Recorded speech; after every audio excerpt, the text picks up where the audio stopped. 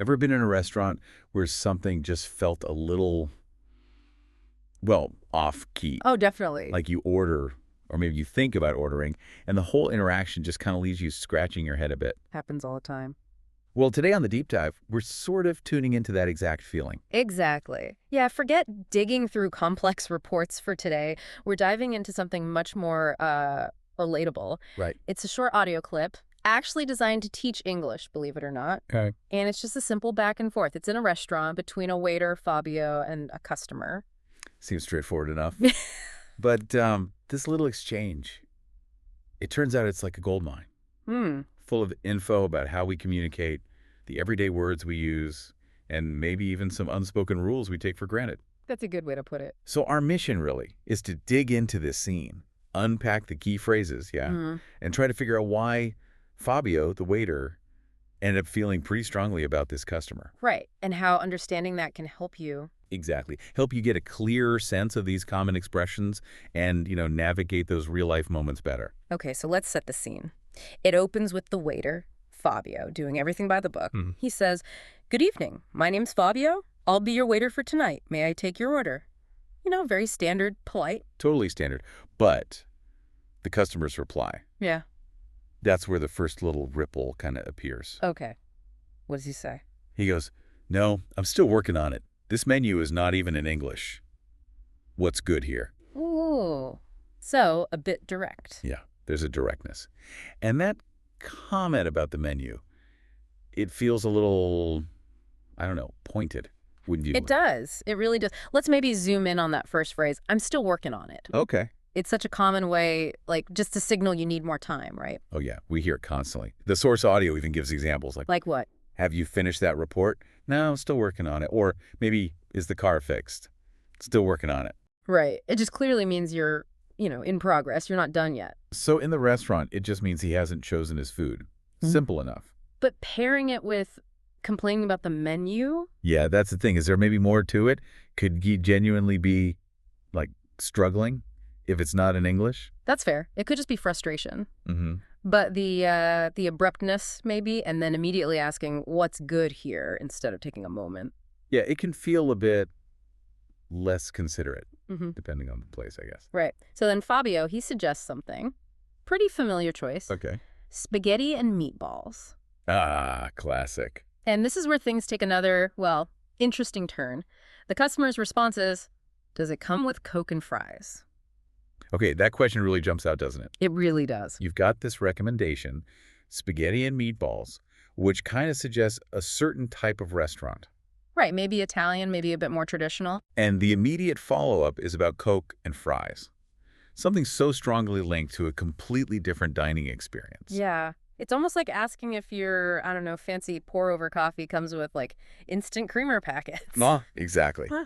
So what's fascinating isn't just the food items. No, it's what they represent. Mm-hmm. Coke and fries, like the source says, it's basically shorthand, often, for a very casual, very American fast food kind of meal. Right. So the customer's question, maybe without meaning to, it just reveals a whole different set of expectations. Yeah, about the food, the whole experience, like a potential mismatch. A big mismatch between what the restaurant seems to be offering and maybe what the customer was actually looking for or expecting. It is a bit like, expecting onion rings with your fancy tasting menu. Pretty much. And the waiter's reply really highlights this difference, doesn't it? What does he say back?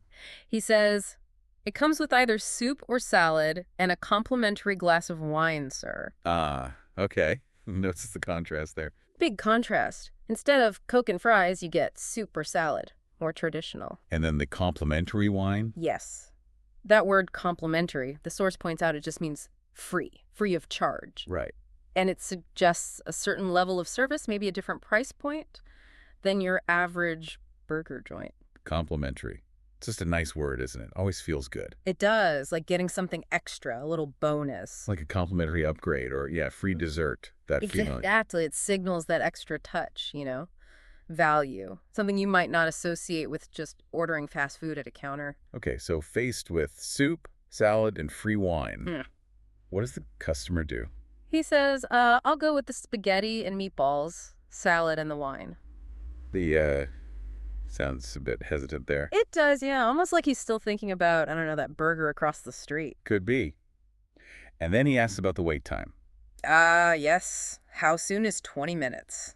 There's a little impatience there, maybe. Seems like it. Like 20 minutes is a really long time to wait. Which then leads us to the real turning point. Okay. Fabio confirms the order, says, "Excellent choice. Your order will be ready soon." Standard stuff. And then? The customer just drops this, "You know what? I'll just go grab a burger across the street." Wow. Okay, so that's the moment the whole thing kind of shifts. Completely. Yeah. After seemingly After saying, I'll go with the spaghetti. He just abruptly changes his mind. Says he'll grab a burger instead. Okay, let's break down that phrase too. I'll go grab. Yeah. The source actually mentions "I'll go with" first. Meaning I'll choose or I'll take. Right. So "I'll go with the spaghetti" means I choose the spaghetti. But then I'll go grab a burger. So grab is the key word there. What does that imply? Well, the source gives examples like grab me a coffee or grab my keys. It means to get quickly. Ah, okay. Speed, informality.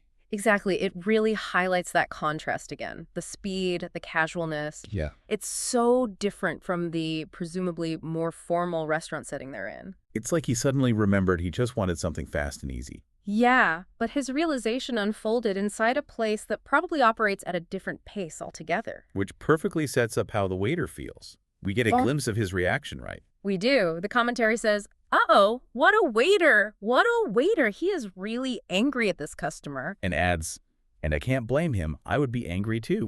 And when you think about it, you can see why he'd be annoyed. Definitely. I mean, the waiter spent time, took the order, made suggestions. Explain the complimentary wine. Right. And then the customer, after all that, just ups and leaves. On a whim, seemingly. It feels like a waste of the waiter's time, doesn't it? Yeah, and maybe a lack of respect for the whole process for the restaurant. It really does shine a light on those clashing expectations. Totally. The customer seems to have walked in with a very casual mindset. Like he was expecting a fast food joint, almost. You see it in the Coke and fries question, and definitely in the sudden decision to just grab a burger. Yeah. So if we step back a bit, this whole thing really underlines how important context is, right? Absolutely crucial. The language we use, our tone, the questions we ask. It can all land so differently depending on where we are. And who we're talking to. And it sounds like the original commentary picked up on this, suggesting Fabio probably felt the customer was just in the wrong type of place for what he wanted. Yeah, painting a picture of, a restaurant with a certain atmosphere, certain expectations. Which this customer's actions just didn't match at all. It's also interesting how the idea of fast food comes up later, how often people eat it. Right. Adds a relatable touch. That craving for something quick and familiar. Maybe that's what drove the customer initially, even if it wasn't the best fit for that particular restaurant. It makes you think, doesn't it? How often our own habits or assumptions from one situation kind of bleed into another one where they don't quite fit. Good point. And like you said earlier, all those phrases we looked at, still working on it. Coke and fries, complimentary, I'll go with grab. These are just fundamental, everyday English things. Super common. So understanding the nuances, it's not just for language learners, is it? It helps everyone be more aware of how their words might be perceived. Exactly. This ordinary restaurant scene becomes like a mini case study in communication. Yeah. It's not just the dictionary meaning of the words. It's the context, the implications, the tone. It all shapes how the message lands. So wrapping it up then, we saw this clash, right? Casual customer expectations versus a possibly more formal restaurant. We dissected some really common phrases, looking at what they imply beyond the literal meaning. Yep. Working on it, Coke and fries, complimentary, go with, grab. And we got a sense of why a waiter might, quite understandably, feel pretty frustrated in that scenario. Yeah, definitely. So this whole deep dive into just one short clip, hopefully it gives you, the listener, a kind of shortcut. A shortcut to understanding these phrases better. That and maybe just a bit more sensitivity to those subtle dynamics in everyday chat. Okay, so here's a final thought to maybe mull over. How many of those little daily misunderstandings, the awkward moments, how many just come down to these subtle differences? Differences in communication style, or maybe just mismatched expectations. Exactly. Yeah. And could being just a little more aware of these nuances actually lead to smoother interactions. Whether you're the one ordering the food. Or the one serving it. Yeah. Maybe just paying attention to the context. That's the most important ingredient in any conversation, really.